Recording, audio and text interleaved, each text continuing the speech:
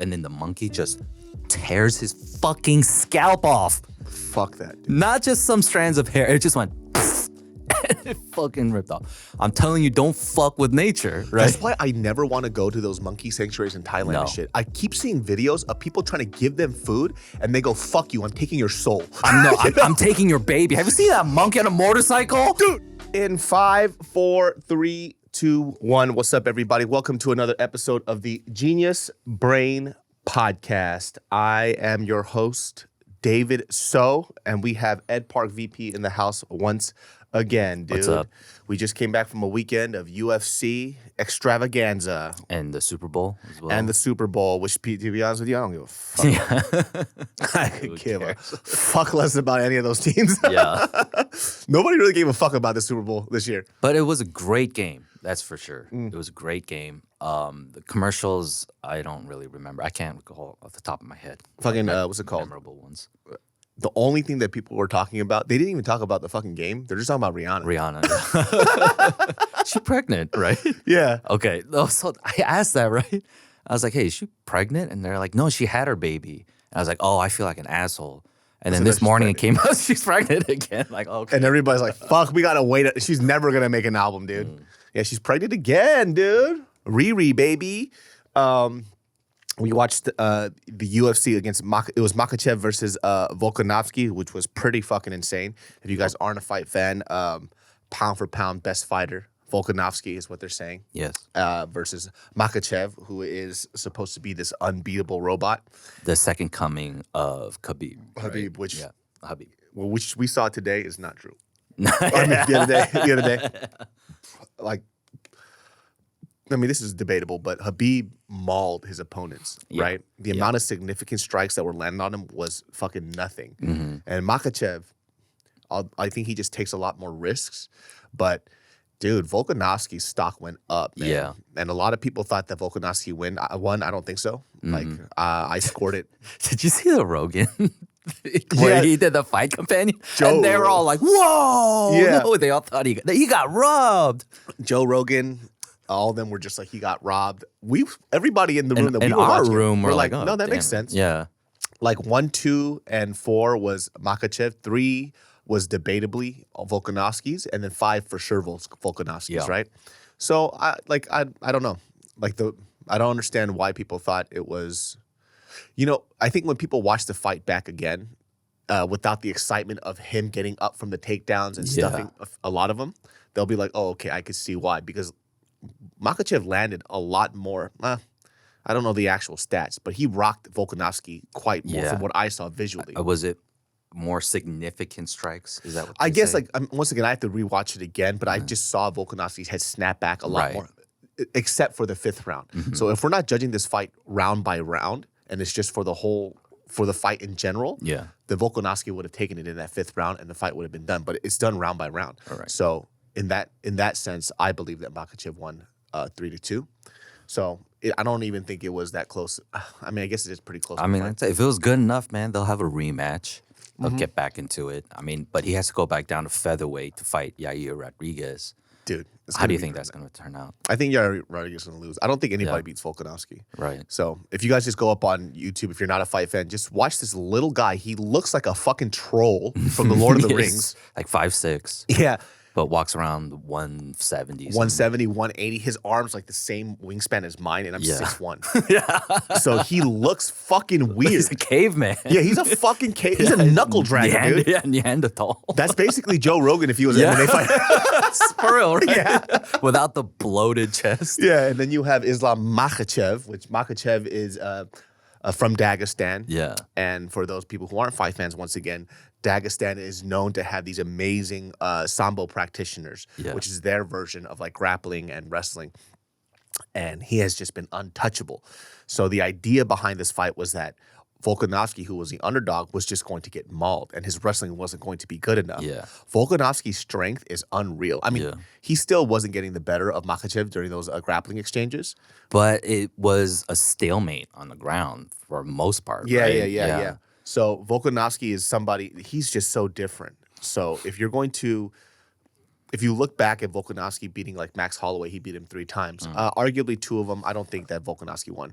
The first 2, I feel still to this day watching the fights back that he lost both those fights. Yeah. And then he just continually upgraded from every time he got to meet Max to the 3rd one where he just blew him out the water. Yeah, he was way past his Exactly. level, So I was like, dude, that fucking sucks. So to me, it's Max Holloway 2, Volkanovski 1. But he beat the former, like Max Holloway was supposed to be the pound for pound best fighter in the world, and Volkanovski beat him 3 times in a row. So that just goes to show how great he is. But crazy fucking fight. I went back home. I started shadow boxing in my garage and I threw up. Yeah. So we had a load, the mother load of Korean barbecue that night, and you go home and just work your ass off. Well, it's because I was also fucking high as shit. Yeah. Like, Okay. Sorry about that. dog. I passed you a little joint, and then you took one hit, and you're like, all right, that's good. I'm like, hey, man, it's puff pass. And I made you take another hit. So I took 2 hits, and that was fine. It was the 3rd one. Yeah, when it came back to you. Yeah, the 3rd one is the one that put me into the second universe where I was a UFC fighter. Yeah. So we ate so much. So we have a buddy named Robin, right?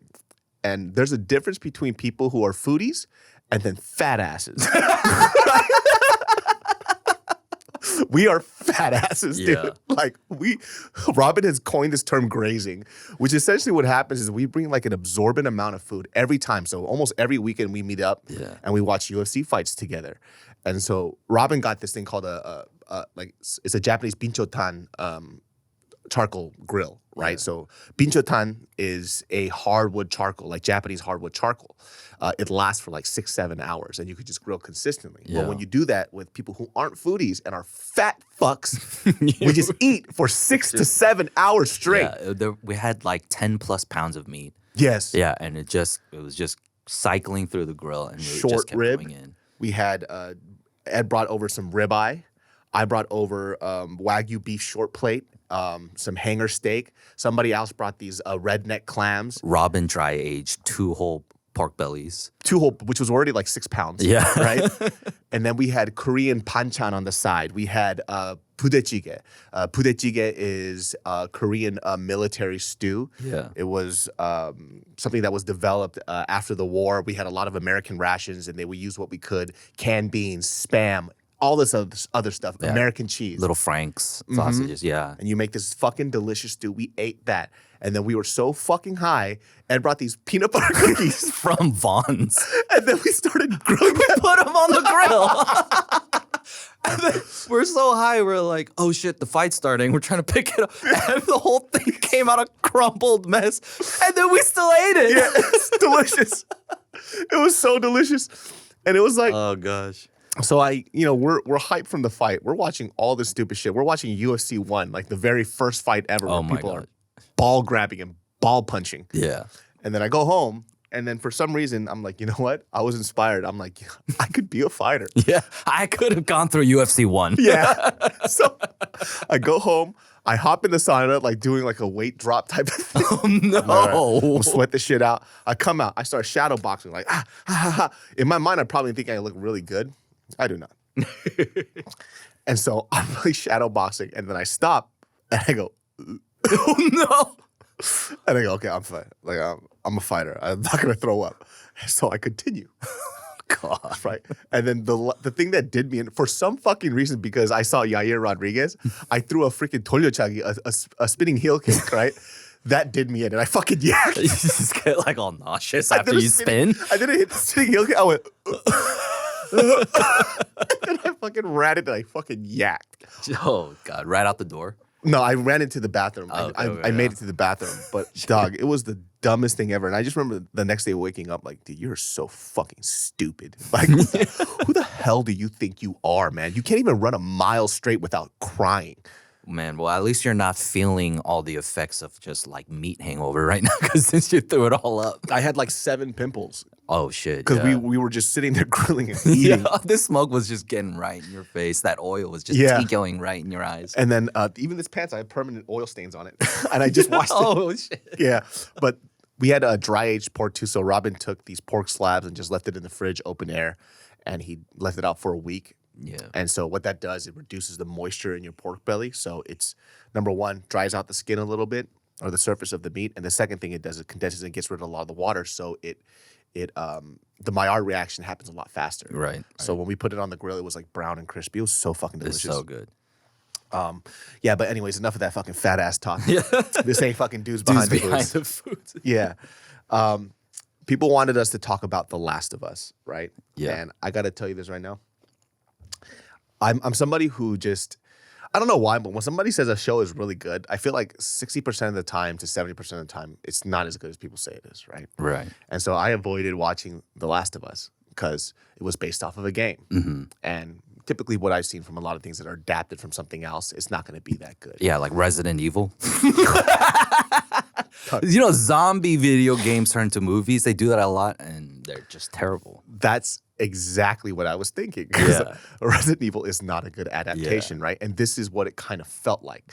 So I just avoided The Last of Us. But everybody and their mom was talking about it. And I watched the first episode, like a quarter of it, and I was like, okay, this might be decent. And that's all I knew of the show. Yeah. Well, after I finished the first episode, I was like, okay, this is something else, man. Yeah. This is crazy. This show is so fucking intense in the best way possible, right? And I think what I like about The Last of Us, and we'll probably break down every episode as we go on with this, up to this point is up at 5 episodes. Yeah. It's like they do such a good job of making you feel things are okay and then quickly reminding you, like, look, this is an apocalypse. Yeah. You know what I mean? This place is bleak. Yeah, this is a fucking... and they do that so fucking well because I'm watching the characters, and obviously you have Pedro Pascal. Like, he's amazing. Mm-hmm. Every actor and actress in this show is so fucking It's good. great. So fucking good. I think most of them, they're all like theater-trained actors. Ugh. Yeah. That's the difference, man. And I've talked about this a lot where when we watch a lot of shows and we're seeing a lot of new actors that are coming in, and I think sometimes with the idea of like representation, we are looking for faces and characters rather than we're looking at the skill behind the actors, right? And I think that's like the biggest hurdle that we have to go through as Asian Americans right now in film is that we're seeing a lot of these people who want to make films. None of them are really trained actors, though. Yes. Right? Yes. And I'm saying this because some of these people are peers. Like, I've seen them, and they don't. I'm not saying they don't care about acting, right? They do care about acting. I think They want to make movies. yes. But then they haven't. That's like, you got to source your actors. yeah. The craft of a lot of these people who are actors are not that great. This is me included, right? Yeah. I don't think these people live or die for acting and the craft. And so when you see them act, you could tell. Like, it's very, very rudimentary. It's very basic. Even when you go back to old television shows, these CBS fucking, what do you call it? Those old superhero shows like Smallville and stuff. Oh, right. The writing's terrible, and some of these actors aren't great. But I could tell, like, as the show went on, their acting got better and better and better, and they're just better at this. They're better at delivering shitty fucking lines. And so, when I look at shows like The Last of Us, I just go, "There's fucking levels to this, dude. Like, they're so good." So let's talk about the first episode, right? So what I really like about the show, the first episode, is the timeline and what it said. Right. So the very opening scene, right? It was like 1968. They're on a talk show, and they start talking about, what could devastate the human population. And we're living in 2023 now, right? And we just lived through a pandemic, and then the guy says a pandemic, which we can all relate to as an audience, right? And we understand what it could do, but it's like, the other guy's like, but it's not going to ruin the world, right? And that's something we also understand. And then he starts talking about fucking fungus, cordyceps.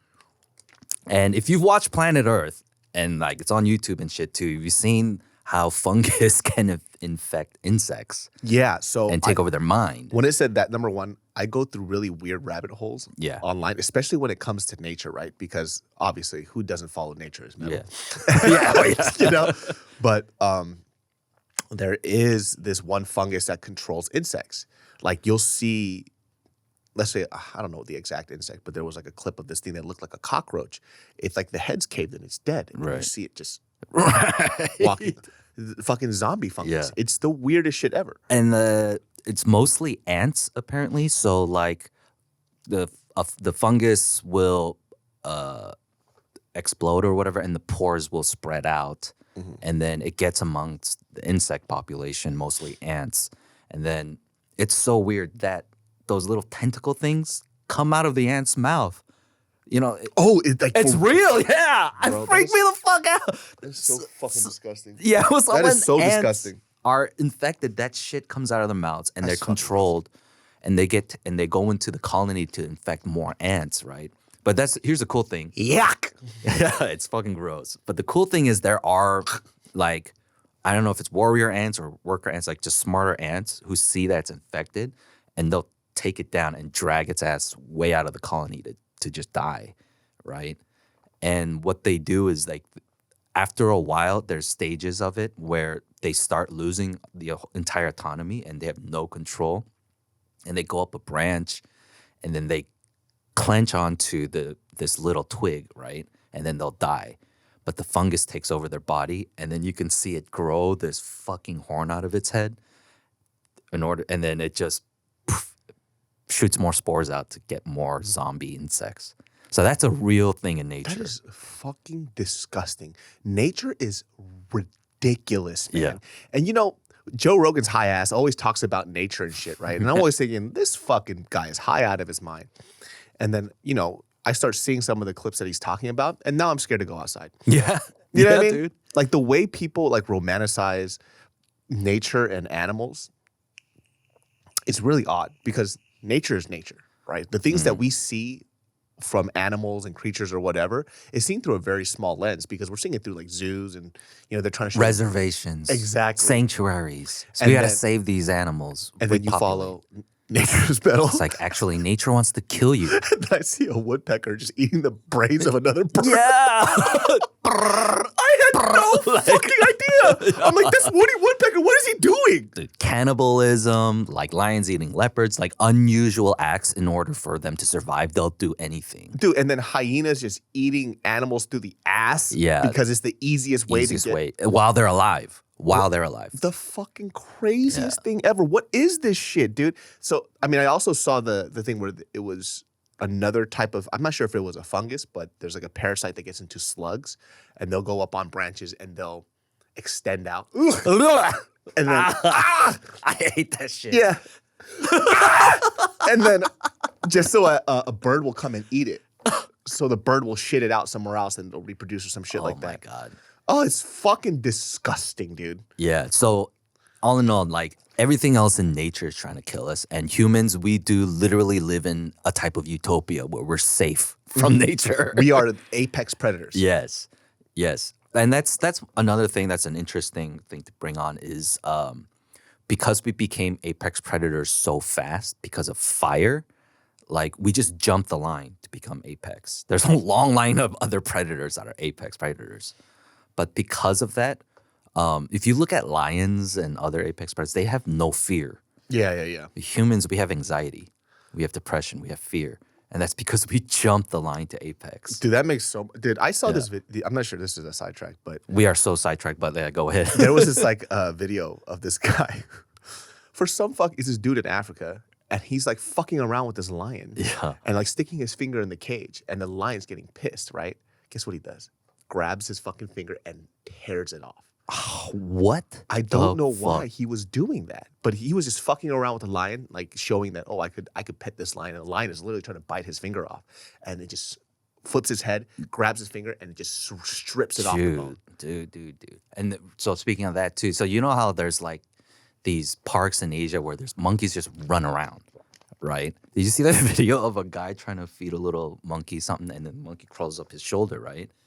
Then it grabs a piece of his hair, and it's like, oh shit, and he's trying to fight it.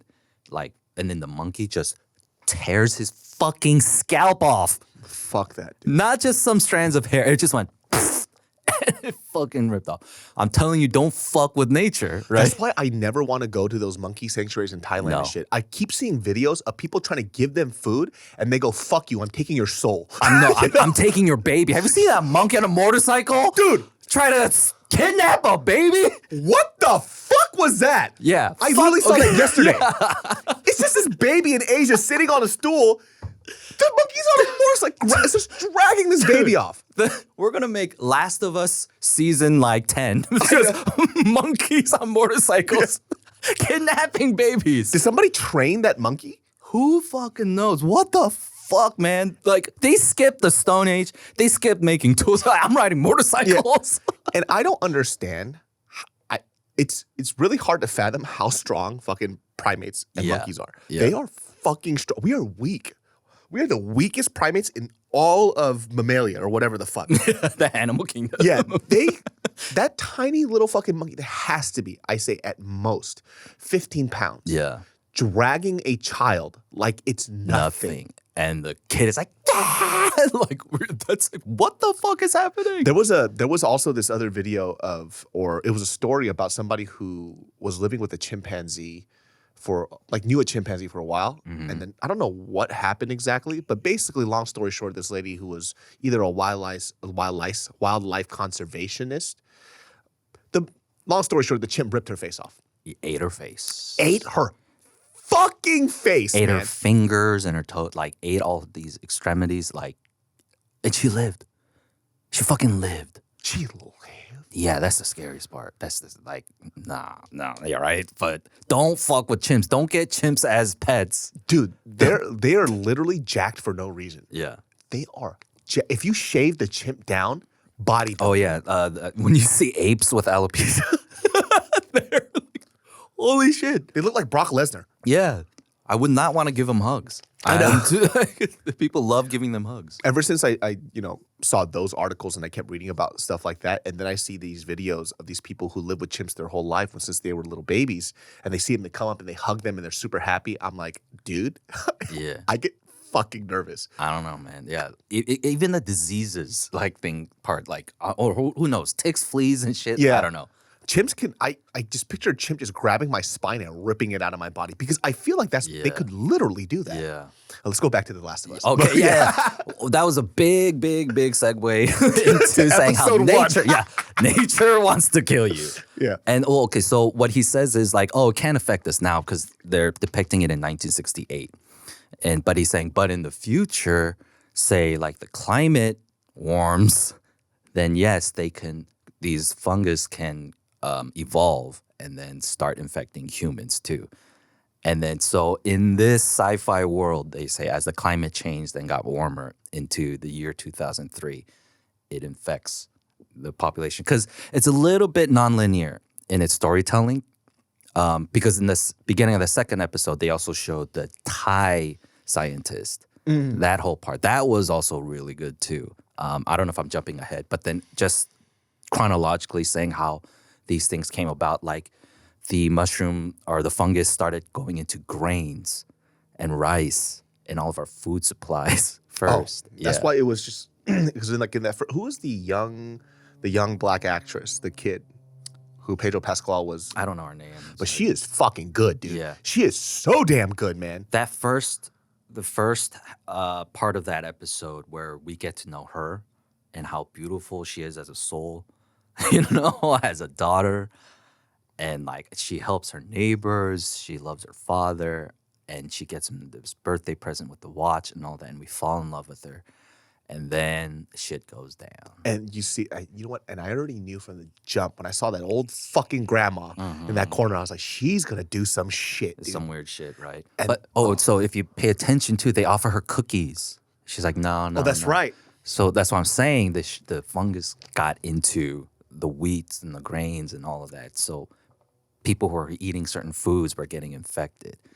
And so she refused to eat the cookies and then they were feeding it to the grandma. You know what the funny thing is? When I saw that shit, I'm like, damn, I would have been infected. Yeah. Because I would have had those cookies so fast. And I would have put that shit on a grill. Yeah. And I would have cookies, 17. Yeah. Oh, no wonder in the future there's no fat people, right? All the fat people died first. They're all on keto. Dude. No grades. You want to survive this apocalypse? You got to get on keto. Yeah. Everybody's all fit and jacked beyond belief. But it's kind of crazy because, they, like I said, this show does a really good job in showing love, unity, just kind of developing like the emotional aspect of like relationships with people Yes. really well. And what they mean to each other. Exactly. And then you see the whole world just go to shit, and then things have to shift really fucking fast. And I think like they're also showing like how shitty humanity is when it comes to survival. Yeah. Especially when it came to that scene with the soldier where he receives the call. And so basically, long story short, the whole world is going to shit, right? Because everybody is turning into these zombies. People don't know who's a zombie or not. Right. So everybody's so scared. They're just killing each They're other just off. killing everybody. Infected or not, it's the safest bet is just to kill everyone. Yeah. Right. If you're not affected, most likely they are, so just kill them. Because in the opening the scene in Thailand, the Thai scientist does the autopsy. It's so fucking creepy, and the military asks her like, okay, what do we do? There's 14 missing people, and you can see just her face just go like it's over. Yeah. And she says, "Bomb." Yeah. Just bomb the city. Bomb fucking everybody. Yeah. Can I go home? I need to be with my family. Right. And she knew it's fucked. Yeah. It's fucked. And so and when we see it back in our main character's perspective, yeah, fucking the world's falling apart. Planes are falling out of the sky. It's just pandemonium, and they're trying to get away. Pedro Pascal is Joel. He and his brother are a pretty solid team, but in that first episode, we see them get split. In all the chaos, his daughter twists her ankle, and he's carrying her, and they run away from one of these zombie things, and a soldier saves them. But he's like, hey, we're not infected. She just has a twisted ankle. And the soldier gets the phone call, and it's such chaos. It's like, it doesn't matter if they're infected or not. Kill them. And he points her gun, and he shoots. And then we see Pedro Pascal is hit too. And then Tommy saves him. He kills the soldier. And then we see his daughter was hit. Oh. And you're just like, oh, fuck. That shit wrecked me, dude. Yeah. And it's amazing how the show made me feel for this girl in a matter of like 20 minutes. Yeah, we saw the whole first episode in her perspective. Yeah. Yeah. I mean, if it wasn't for the trailers and stuff that showed us, like, she's not in the trailers Yeah, for the rest of the show, you kind of saw what was coming, but not like this, right? Exactly. And wow, the emotions that Pedro Pascal had to fucking pour out, because he's supposed to be a hardened man, you know? At least he had a loving relationship, but then when she is dying, it is such a fucking bummer. And then it, boom, clicks to 20 years later. One of the things so bleak. that I feel like a lot of, I know for all of you people out there who love Korean dramas and shit, they're really popular on Netflix right now. One of the things that Korean shows do fucking terribly that I absolutely hate is character motive and action never match up. They just do things just to progress the story, just to have something to see. Like a character will be like a very stoic person, and then out of nowhere, he's the kindest human being on earth. And then his actions don't, only so they could develop a love relationship. But it doesn't make sense for the character. I hate that so much. And that's why this show I really love. They do these small little things to show who this guy is, why it happens, and it continues throughout the storyline. Yeah. It makes fucking sense. And so that's just one of the biggest pet peeves. If I ever watch a show and I just see like writers put in things like, oh, we need something crazy to happen, so let's just make this character do it. Even though throughout the whole series, it doesn't make sense with their character at all. Yeah. I fucking hate that. But they do such a good job of showing, like, number one, like their relationship, the relationship he had with his daughter and how it happened, how it scars him, you know, over a time of like 20 years to see who he ends up being during this. Because the next thing it cuts to is Boston, quarantine zone. And there's a kid walking out by himself, and he walks into the quarantine zone. They take him in, and they tell him, hey, you made it. You're safe. We're going to feed you. We're going to bathe you. We're going to clothe you. And they do the test, and it goes, red. Cut to Joel and Tess. They're doing their work. They have to burn bodies, and there's that kid. And Tess doesn't want to do it. Joel has no problem picking up this kid's body and chucking it. So it's clear. It's clear as day, like, he's over that shit. Human life is just, it's so... It's just bleak. And it's like his sole motivation, like seemingly when you see him just kind of how he processes these situations, right, is it's just survival. That's it. He just, for some reason, he has his will to live, and that's all he cares about. Right. Nothing else really fucking matters. Later on in the show, you'll see by the way, if you haven't seen the show already, fucking get on it. Yeah, this is. Yeah, we've never done a spoiler-free review anyway. So Yeah. So there's a girl who gets bit, right? And I've never played the game, so I know. So this is all fascinating to me. There's a girl who gets bit, but she doesn't turn into a fucking cordyceps zombie. Yeah. Right? You see the bite, veins, the bite, yeah. but it just ends with the scar, and that's it. And I think Tess found her, right?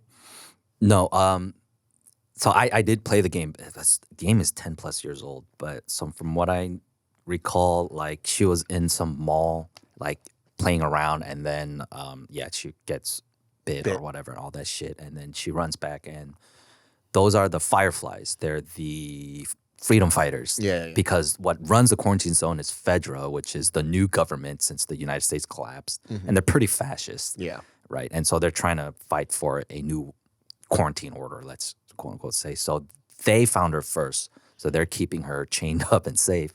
And they keep her at a distance, and then they make her do these tests, and she doesn't turn within so many days, right? Yeah, and then from there they see her as she's the fucking answer. She's the cure to all of this, like how to fix all that. And what's happening is Tess and Joel are trying to find a car battery, to match with the truck so they can get out of there. And they're dealing with the black market. And you can see how nothing works within the quarantine zone. So the black market is huge, which is why they're all fighting with each other. And then you see, like I said, Joel deals drugs to a fucking soldier. That's right. Yeah. So it's like, okay, I mean, they got to make a living. They got to survive. And you can see it's just anarchy because Tess gets beat up by a gang who fucking double-cross her over the fucking car battery. That's right. Right? And they get killed because of some street war and all that shit. And all that to say, when Tess gets back to Joel, they're not like in a loving relationship.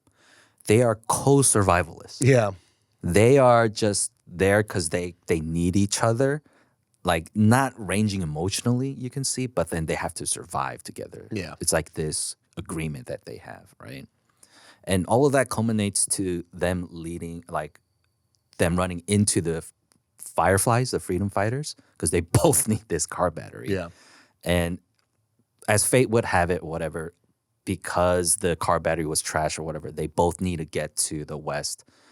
They agree, hey, there's an outpost like rendezvous. They'll have all supplies and car batteries, everything you need. We need you to take Ellie, the girl.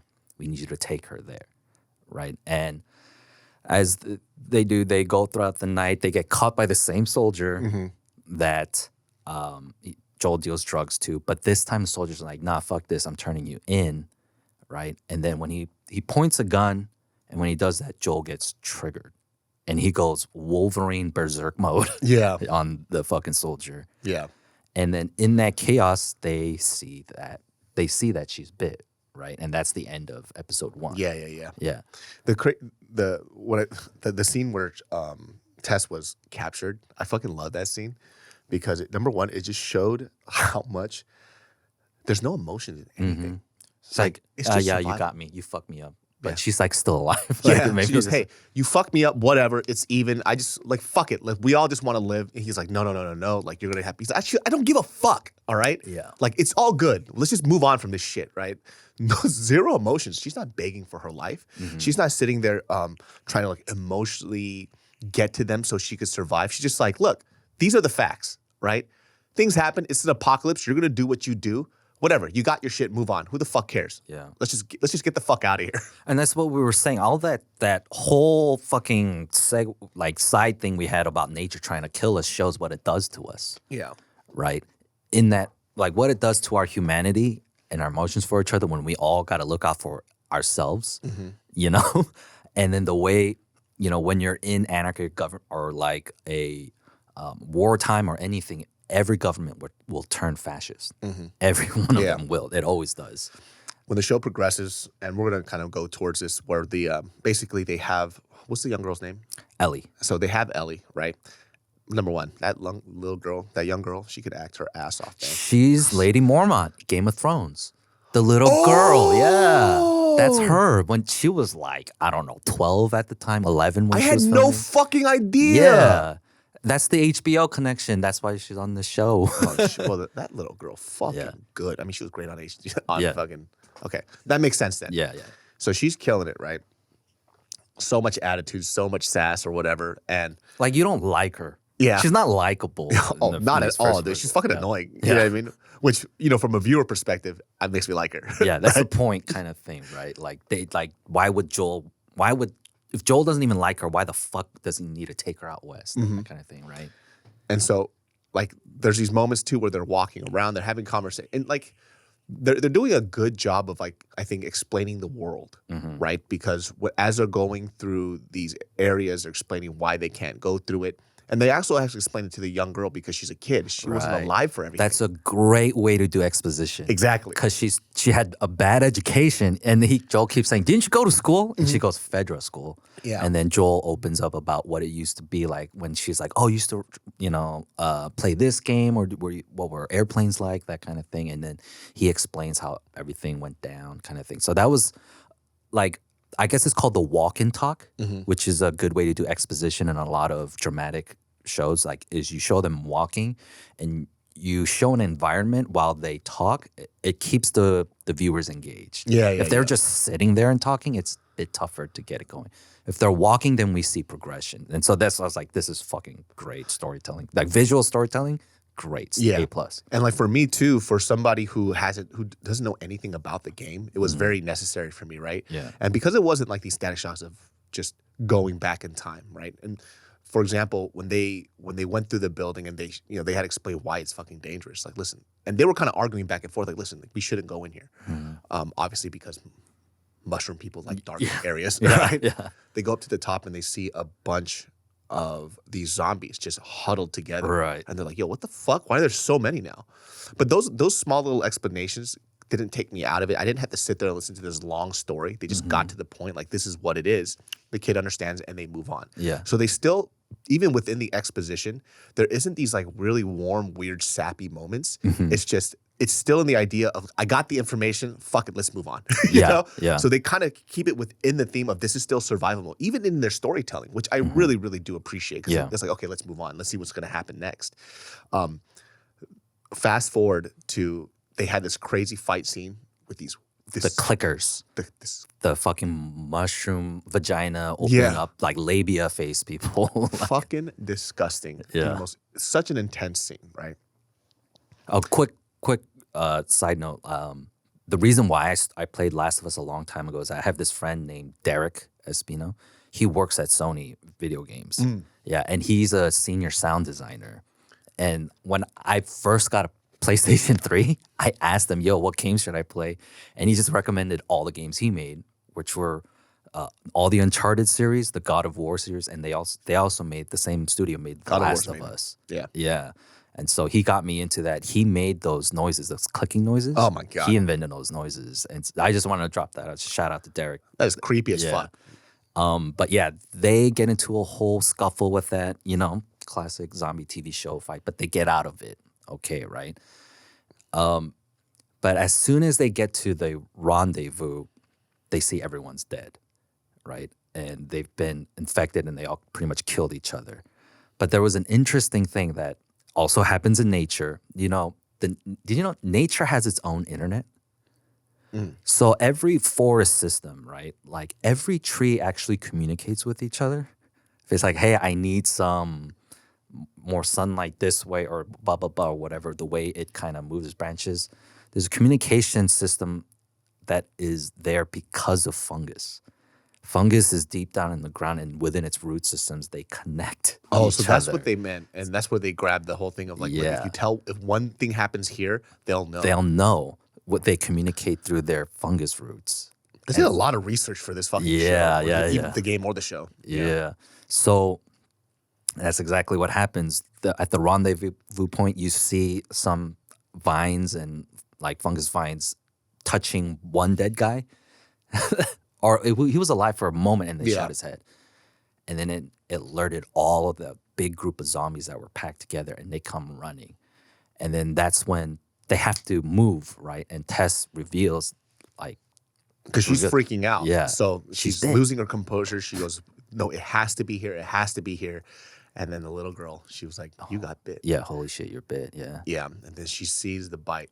This is a scene that I actually really, really enjoyed too. And it's, I don't think it's very common that I give a show so much praise. But even something small like this, right, where I don't know why my mind automatically goes to, oh, I feel like this is what's going to happen. Because I think there's certain tropes that a lot of television shows do that they don't have to do per se, but it's just like everybody else does it, so why not? So clearly at this point, I've already assumed as a viewer that she's going to sacrifice herself. But the way that she sacrificed herself was done really, really well. She has this lighter, and it's giving me anxiety. Yeah. Because she can't fucking light it, right? And you see all these zombies just spill in like crazy until one of them notices her. And slowly, this zombie starts to inch towards her. Yeah. And she's sitting there trying to light this thing. And it almost feels like she's about to give up. And then and as it gets closer, those little fucking tentacle things starts going in her mouth. And I wanted to throw up. And then finally it lights. Yeah. And then she drops it, explodes, fucks everybody up. Well, we got to talk about her coming to that decision too, because like we just said earlier, she doesn't give a fuck. Oh, that's right. Yeah. But why? Why did she turn? And in the second episode, she was ahead of Joel because she was like, she is like the answer. Yeah. She could change all of this. Like it gave Tess some hope. Like I can start giving a fuck again. Yeah. And then she does. She starts giving a fuck. She starts caring, and she sees this purpose that she must fulfill by taking Ellie out west. Joe's not convinced, but for Tess, because she believes now, and there's something to give a shit about, she convinces Joel, you need to take her, you need to do this, and she sacrifices her life because she believes in it.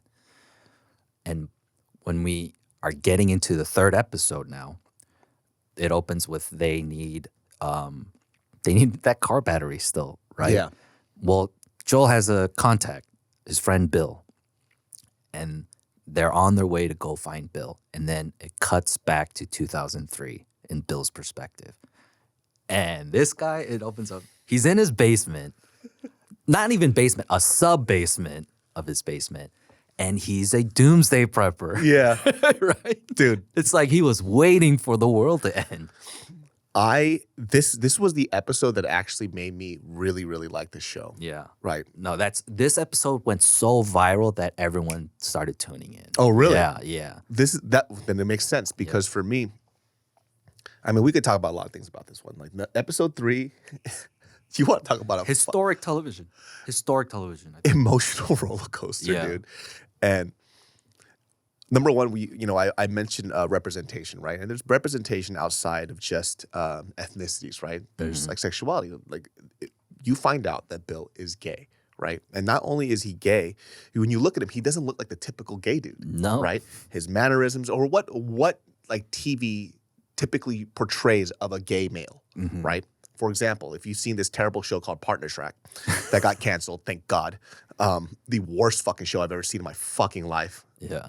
And they have, I think one of the biggest complaints that a lot of people had in my personal circle that were gay or are gay were like, who the fuck is this random flamboyant gay lawyer? It's just caricature of a gay person, right? Yeah. Which I do think a lot of, just from like, okay, I have like 2 friends who, they're like my gay antennas, right? It's like 2 gay homies from Sacramento, and they just like, dude, what the fuck is this shit, right? And everybody has a different opinion of that. What I liked about this show was, and I think this is what I like about representation, is when you have people exist in this world as if they're just regular people. Yeah, they're them dealing with this fucking apocalypse. Yeah, and like they are gay. Yeah. And you know what I mean? Which is how life is or how it should be, right? So it's the idea of normalizing something in a way that's very natural and organic, right? This show did such a great job of it. And I think a lot of people now have an issue of representation where they try to shove it down people's face rather than letting it exist the way that it should be. Yeah. Right? And they did such a good job with fucking Bill. When Bill, so just to talk about the show, so Bill, he's like this doomsday prepper, right? And he's really fucking good at this. Nick Offerman, Yes. also known as Ron Swanson on Parks and Rec. He is that character, that Midwestern, stern, stoic, like not emotionally outwardly, but as an actor, that's amazing. That's his stick, not being an emotional person. But we'll get to the rest of the episode where, oh my God, it comes out. But yeah. And so you see, fucking funny that you would say that, Ron Swanson in this character, and I'm cracking up already, right? It practically is Ron Swanson. Yeah. He's going out. This is his mother's home, right, that he lives in. Everybody is fucked. He's been prepping for this shit since day one, right? Because he's a doomsday prepper. Goes into the Home Depot. Dude, he goes wild. Free Wild. For all. He gets a boat.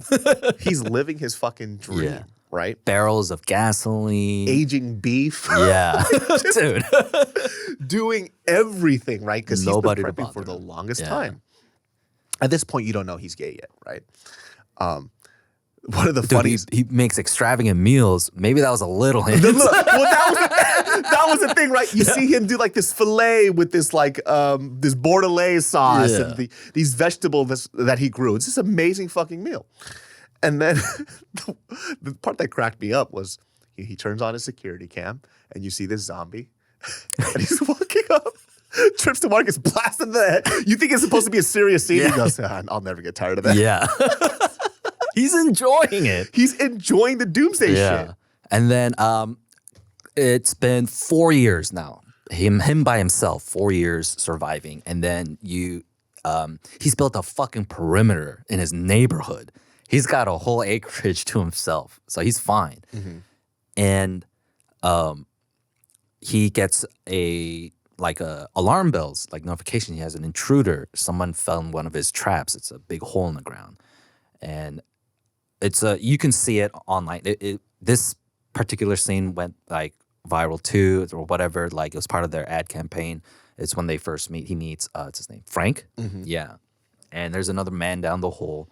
He doesn't trust him. He doesn't, he's obviously super paranoid of him. But he convinces him, hey, I'm hungry. Like I won't bother you. I just need a meal. So Bill agrees.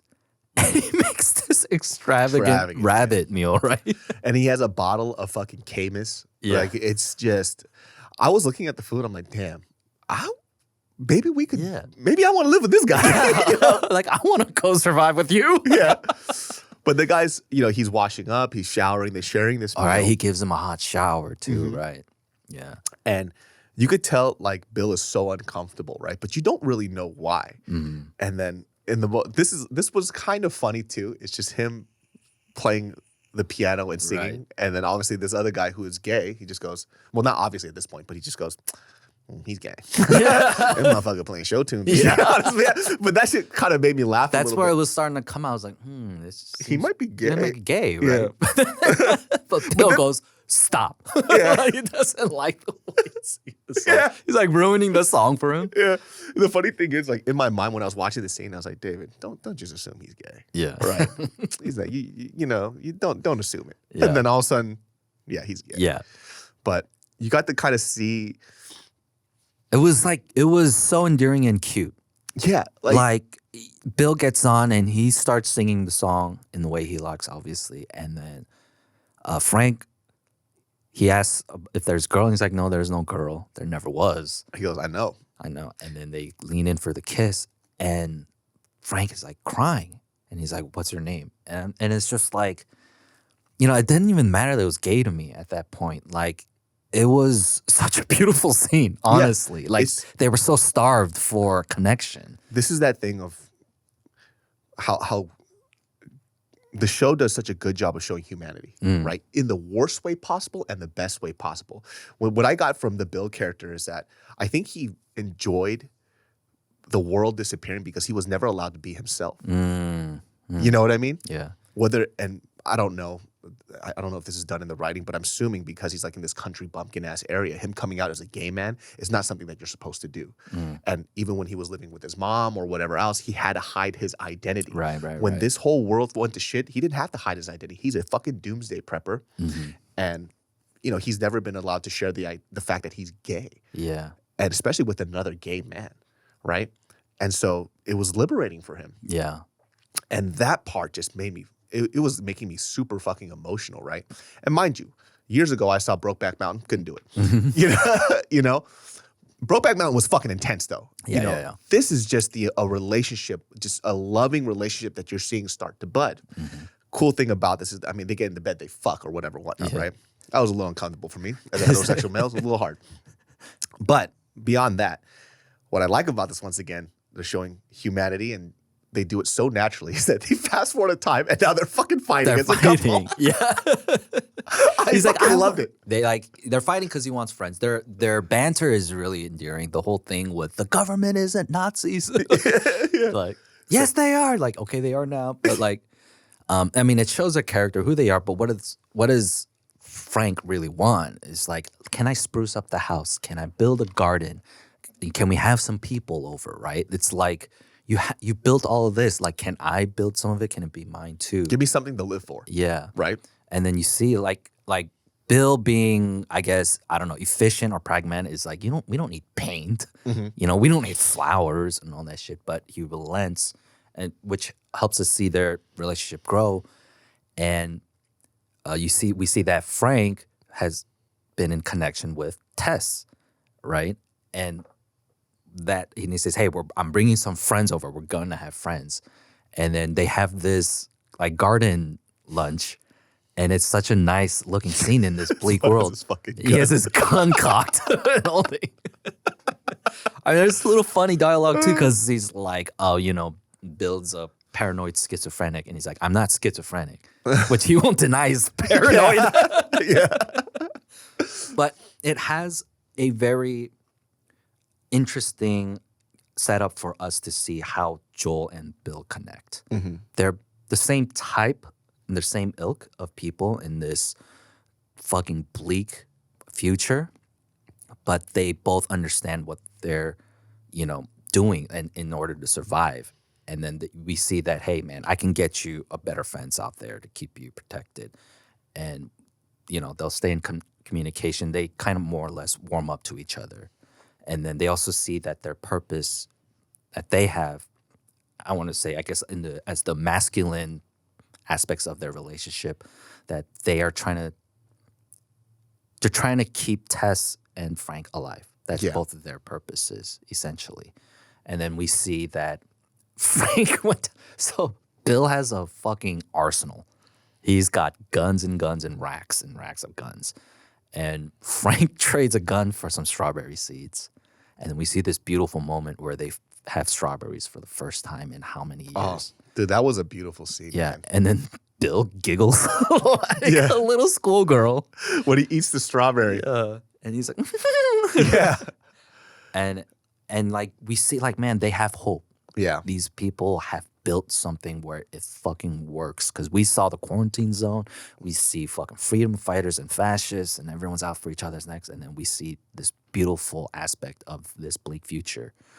Cut to a firefight outside, and then which is what Joel warned him about. Yeah, there's people, what are called, marauders. Yeah, like they're just gonna scavengers. Yeah, try to take their shit.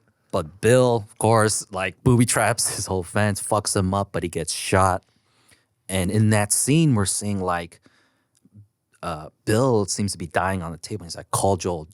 Joel will know what to do. Da da da da da. And Frank's just talking to him like a medic. He's just keeping him as like, sure, yep, that's what we'll do. And he's just treating his wound. Fade to black, and it's 10 years later, and Frank is in a wheelchair. It seems he has MS or ALS. They're old now. And it's just beautiful because it's quiet, and they're old, and, they're just doing home life. Frank is painting a portrait of Bill, and it's kind of getting fucked up. I mean, it's still a beautiful painting in itself, but you could see how Frank seems to be giving up on his life in that moment. And then in the next morning, Frank tells Bill, this is my last day. Yeah. And that's when they're sitting on the couch, and Bill is, that the emotions are coming out. Yeah. And Nick Offerman breaks our hearts the way he just doesn't want to go through with this plan. Well, that was the crazy thing where everything felt, he was doing everything just as a survivalist, right? Because he talked about, joked about his paranoia, and how he approaches everything is very pragmatic. That strawberry scene, I feel like that's when his humanity came out. He goes, there's something to live for outside of just surviving, right? And he shares this loving moment with his partner. And you could see the connection of the relationship isn't just, oh, you're somebody that could help me get rid of this loneliness during this whole pandemic that we're all going through. It's, I love this person, and we're in this loving, and there's something to live for outside of just surviving. And then you see it affect him when he finds out his reason for living is now going to disappear. Yeah. That shit was fucking nuts to me. And they developed that so fucking well. When they were doing, so the next thing that you guys see is the dinner scene, right? So it kind of goes back to... Well, they have their beautiful last day. They get new clothes and stuff. They do a small wedding, and then they have their dinner. Yeah. And they go to the scene where they're having this dinner, right? Which is kind of an ode to the first time that they met. The first time they met. They had the same meal. The same meal and everything else. They have that beautiful bottle of Camus. They're pouring out the wine. And then you see him put in whatever that chemical is that's going to kill him, and he puts it into his drink and gives it to him, and he downs it. Well, what you don't know, which I kind of assumed, is that he already put it in his wine as well. Yeah. And he told him, like, you were the reason why I lived for this long. He said, you are my purpose. Which is crazy, right? You see this guy who was this stoic human being have feelings and emotions, and this person who was his partner brought that out of him. Yeah. And that whole relationship scene fucking wrecked me, dude. Like I was wrecked when I even though I knew that they were both going to die, like I assumed as a viewer, it killed me, man. Because it started putting me into a perspective of, okay, what would have happened if I was in this situation, right? Like if the only person that gave me sanity, let's say Mariel and I somehow survived, right? And I'm the crazy person, right? And I know that Mariel has to die. I was like, would I want to be around for the next 10 years by myself? Yeah. I don't think so. Yeah. What's the point? What's the purpose? Yeah. Like he was going to lose his purpose.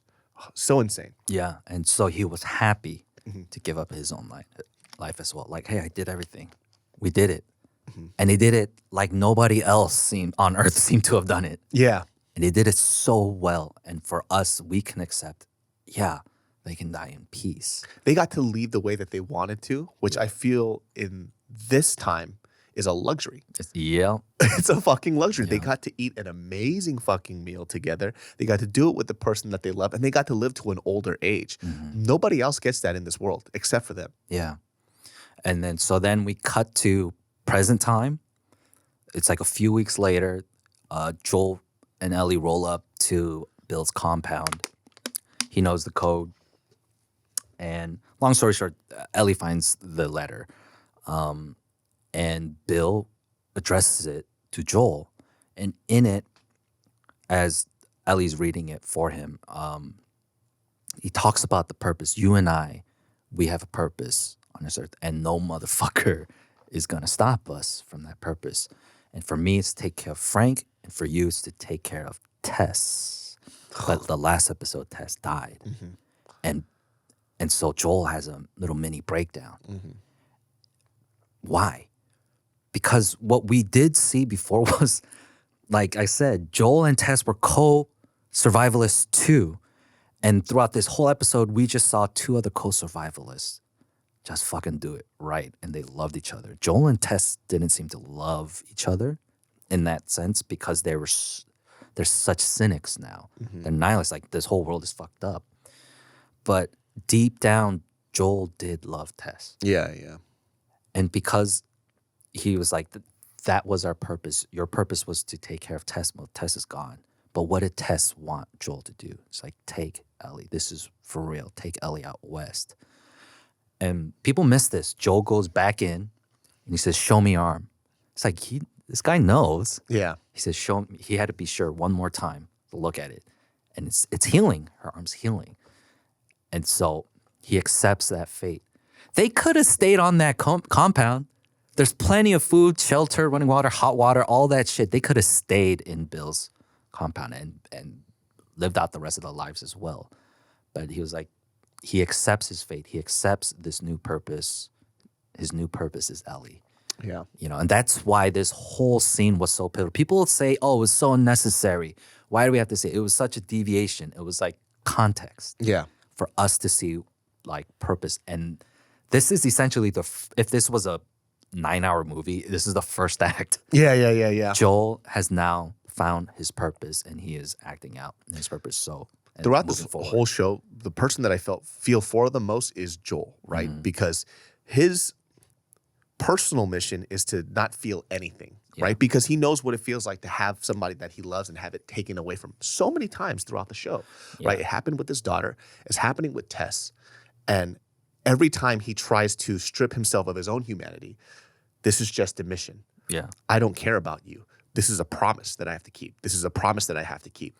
And then every time like he starts feeling a little bit more like a person, it gets taken away from him, And then he gets this sobering reminder, like we do. This is an apocalypse, right? Yeah. Later on throughout the show, just to fast forward, you start to see like Joel's walls start to break down. Right. Ellie finds that book of puns. The puns, the dad jokes. And it starts breaking him down a little bit. Yeah. And you know, at first he's not really receiving it very well because he's kind of ignoring her, finishing her jokes. He knows these fucking jokes or whatever, right? And it just looks like a guy who's really trying his best, trying not to fall in love with this child as like a father figure almost, right? Yeah. Because, I mean, honestly, she's probably the same age that his daughter was. When she died, yeah. Exactly. Yeah. You get into the latest episode, right? Episode 5. Well, 4 and 5 could be considered one whole episode. kinda Same director. Yeah, it could be one whole chapter of its own story within this larger story. We can fast forward. Basically, what it comes to is the freedom fighters. Were they St. Louis? I can't remember. Yeah, I think they're in St. Louis, Missouri. They have taken over Fedra. You know, they've overrun it, and the new leader is a fucking monster. Where she's out for revenge. She has to find this guy, Henry, because he turned in her brother. And her brother was the former leader. And he was a great man and everybody loved him. But, well, he was taken by Fedra. He was murdered. And that drove her to, you know, start this revolution. Where's this actress from? I didn't look it up, but she looks so familiar. And her voice is She's a very New Zealand actress. But, yeah, I don't recall where else she's from. But heartless. Yes, heartless. She kills a doctor. Like, you know, you guys could use a doctor, but because she's so angry at how he was an informant for Fedra, she fucking kills him. She kills another room full of informants. She's a monster. She's out for revenge for this guy, Henry, for what he did to her brother.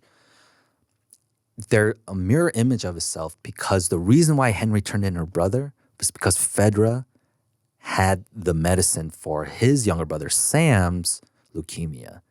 So for him to get the medication for Sam, he had to turn in whoever the older freedom fighter was. I forgot his name, but the guy that everybody loved. And then he's like, I know I did a bad thing, but like, what would you do? I had to save my brother, right? And you're seeing that even in this bleak apocalypse, like people aren't doing things pragmatically. People aren't doing things for the sake of the commune or the quarantine zone or anything. It's like, you got to look out for yourself, and my brother has to live. And she's saying, my brother should have lived. Yeah. Right? And it all culminates to this big firefight. Holy shit. Like, you know, there wasn't a huge zombie thing in episodes 3 and 4, but 5 was a fucking hole opens up on the bottom of the ground. Like I said, the sobering reminder comes back, right? Yeah, because they spent those couple of episodes developing the relationship between Ellie and Joel, right? Yeah. Us as audience, though, in the back of our heads, we know there are zombies out there. Yeah. And the way that they did this, I mean, I kind of glossed over this part too, but it was the thing that kind of took me aback was when they got fucked over by those the rebels, right? And they crashed in, and this is where they kind of do a flashback where they ended this 4th episode with Joel and Ellie waking up to Henry with the gun to his face, right? And they kind of backtrack to see how this happened. But in that scene where they were doing this fight scene, basically Joel fucks them all up, including Ellie. And there was one guy who was still alive, and he was just begging for his life, and he tells Ellie to go away. Yeah. And in my mind, I'm thinking, oh. And I kind of forgot for a second, once again, because I got to see Joel's humanity come out. Yeah, yeah. And then there's that sobering reminder. This is just survival. And he fucking murders him. Just kills him. He's begging for his life. Saying like, look, I just want to go see my mom. I just want to see my family. You got it. We're good. I'm sorry. We're okay. No emotion whatsoever. And fucking kills him. Just murders this motherfucker. And then it was really great because Ellie, while she's a little asshole, right? And then what we're seeing is that she's a little asshole so she can survive. Mm-hmm. Because she is scared, right? And we see her like shed a tear, but she's just like still though, like in this just this is crazy shit. She shouldn't be exposed to this. Yeah. I thought that was super powerful too. And then, do we want to get to that last scene where everything is just chaos? Just to give a little background before this, we won't go too deep into this part, but Henry and Joel and Ellie and his younger brother, they decided they could use each other to kind of get free from the zone, right? And so Henry is the key to this because he knows the city, and then he needs Joel's protection because Henry has never killed anybody in his life. Right. The first time he's ever pointed a gun at somebody that was loaded was at Joel. Yeah. Yeah. Oh, and his younger brother is Sam. He's deaf. Yes. And that was a deviation from the game.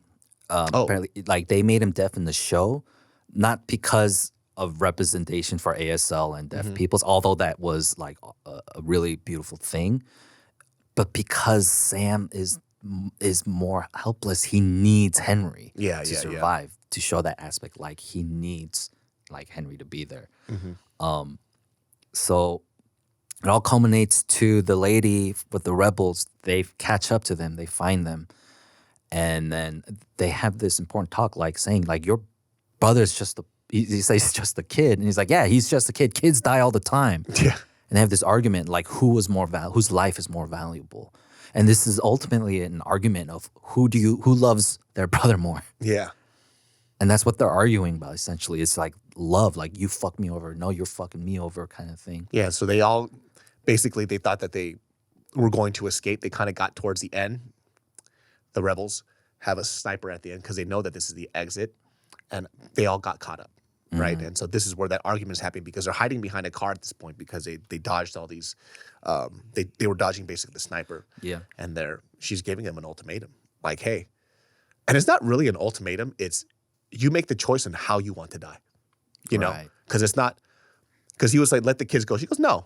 Oh, it's like I have the upper hand. Yeah. I'll kill all of you. It doesn't fucking matter. It's just how do you want to do it? Do you want to hide and get murdered, or do you want to come out and get murdered? Yeah. Which one is it? Fucking heartless as shit, dude. That woman was scary as hell.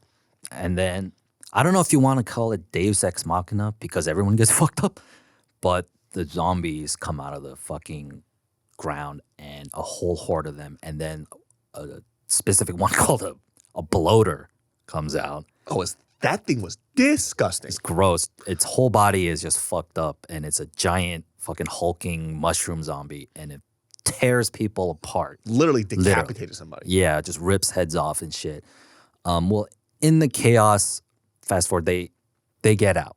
Our four protagonists that we're following. The lady gets fucked up by a contortionist baby zombie. Oh my gosh. And the creepy as fuck.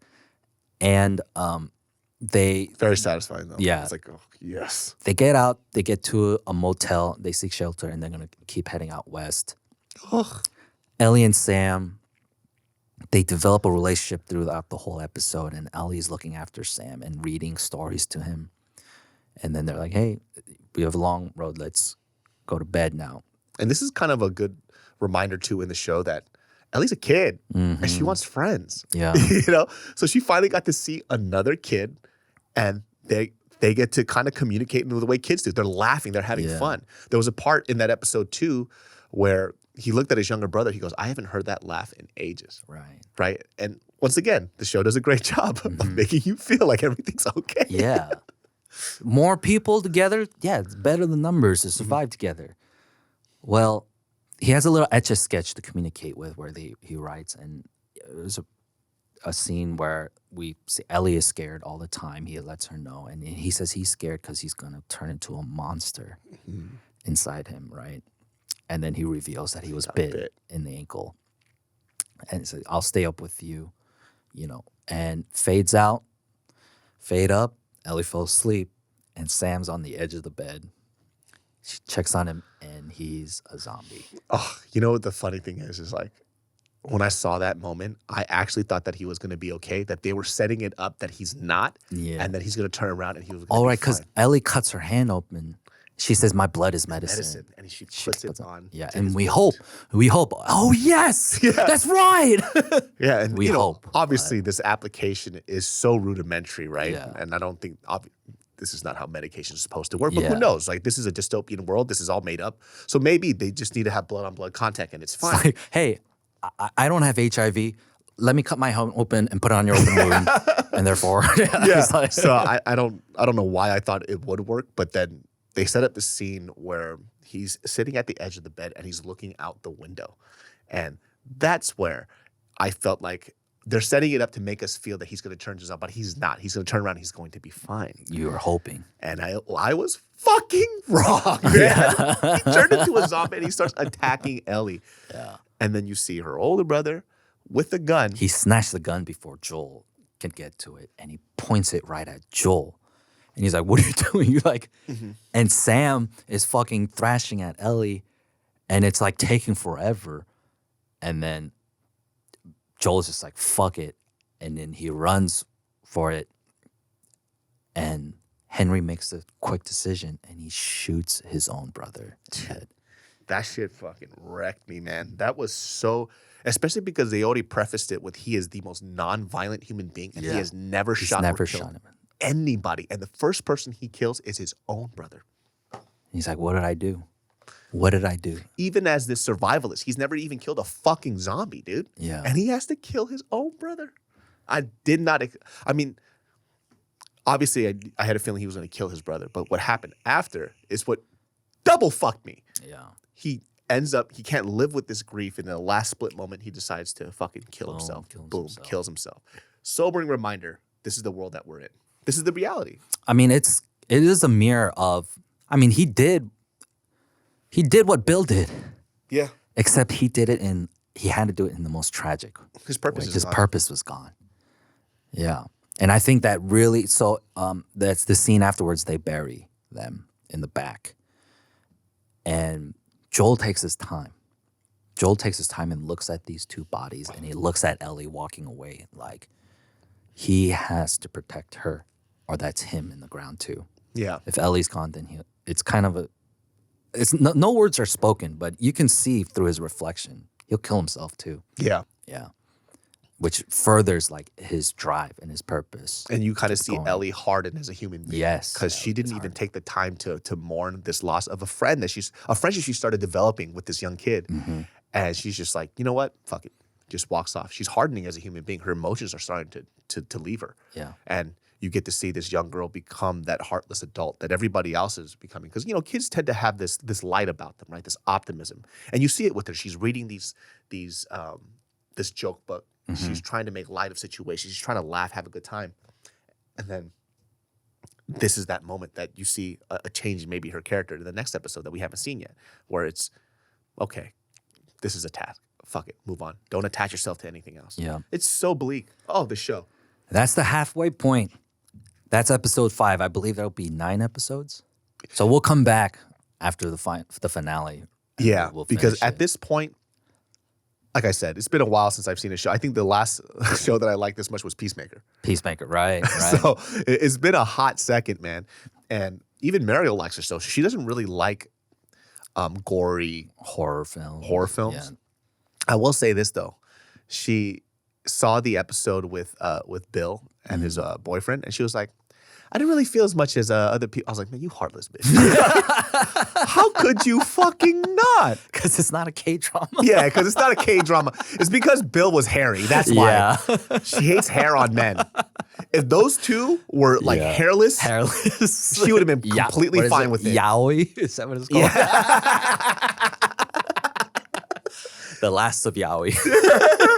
Dude, she would have been perfectly fine, man. But she doesn't like body hair on people. So when she saw those two guys, these two grizzly bears trying to fuck each other, she was just like, "Oh, I wish hairy people need love too." Man. I know. I think she's just so used to seeing like hairless people. Right. It kind of threw her off a little bit. It wasn't any hateful shit. It's just like, oh my God, they have so much hair on their bodies. It's probably because everyone in UFC shaves their bodies. I know. Just watch Olympic swimming. Oh man, dude, that episode is gonna go down in history as one of the best like scenes in television history. Yeah. It's so good, man. Yeah. Like I said, any type of show that really kind of we could talk about this too, where I really like Train to Busan a lot, and you just watched it recently. Yeah, I just watched it. Because Train to Busan wasn't a zombie film. It was another movie about classism. Yes. Yeah. It was so good. That like the zombie part is just the backdrop of everything, right? It's about classism. It's about the relationship that he has with the kid. It's two Koreas. The collective, communal Koreans who share a jjigae together, and then the selfish, greedy,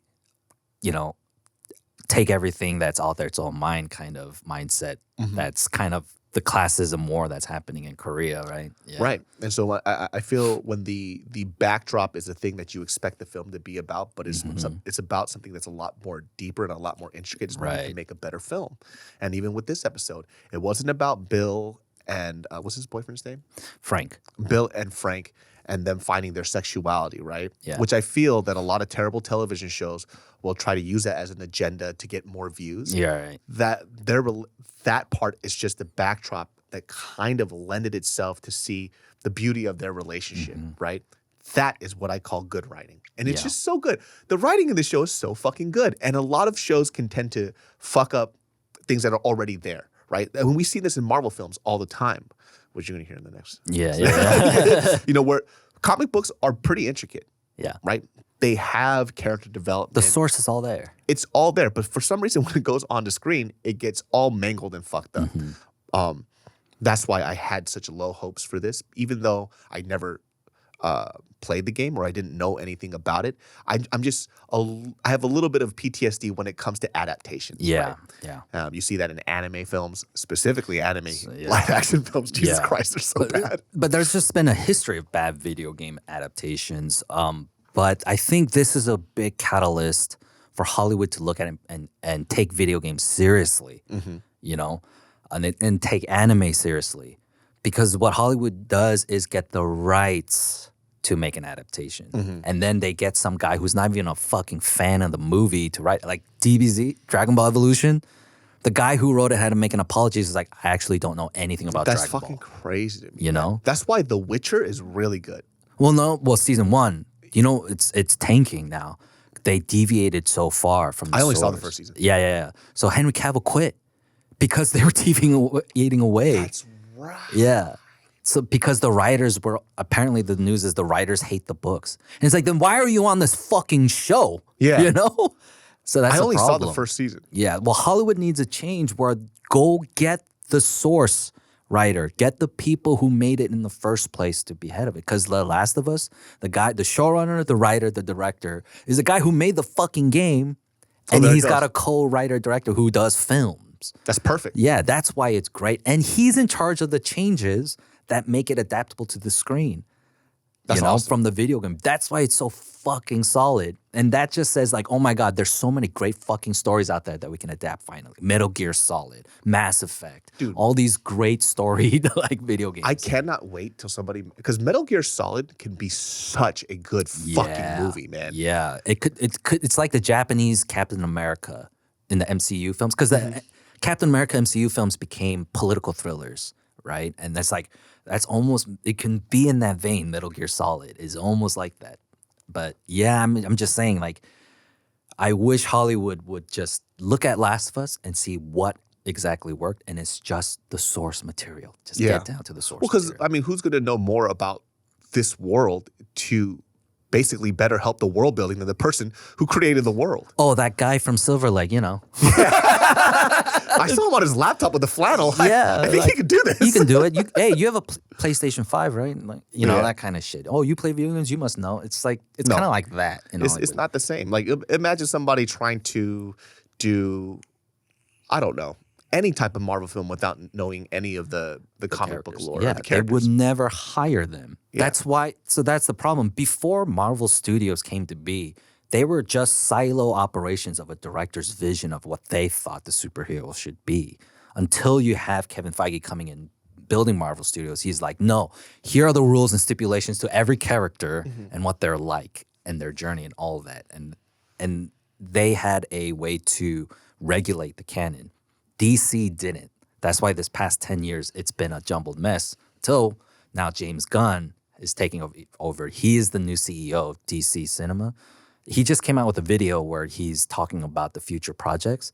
He's saying it's going to be one whole cohesive universe. Video games, comics, animated TV series, and movies. They'll be the same actors. And if they're in an animated show, they'll do the voice to... Like, it will be one whole cohesive. Let me tell you something. universe. Every actor right now just creamed their pants because they're like, you're telling me I'm going to get paid 4 times over? Yes, exactly, right? That's more work. You get contracted through like 10 years. Like, hey, you have to be in these projects. That's fucking amazing. Yeah. Well, guys, that wraps up this episode of the Genius Brain podcast where we reviewed The Last of Us up to episode 5. This was actually really highly requested. Yep. And I couldn't do it because I didn't watch it. So now that I watched it, I was like, let's fucking It was good go. timing because we're right at the midpoint. They wanted me to talk about it on through streaming, but I'm like, I can't do it. Right. It's a little different. It's a little more intricate.